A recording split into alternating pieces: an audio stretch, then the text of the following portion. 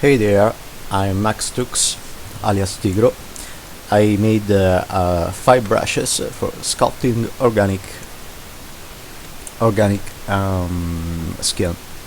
This is intended for large animals like elephant or rhino, because often their skin have really big, great imperfection that look like squares. You can use those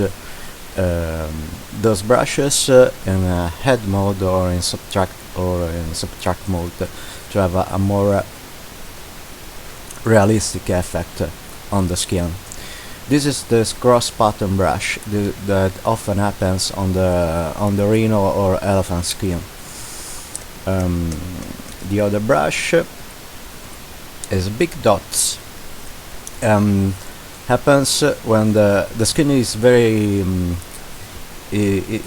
thick, and you can add it this way to make it look very thick. The other brush is the square break, and this is intended to be used in a small way, and not too much bigger, not this way, but in a small pattern. And the other one is the random dots that happen on the skin. And the last one is the wrinkles one that can be used in add mode or in subtract mode. I prefer to use it in subtract mode because it gives the skin a realistic wrinkles.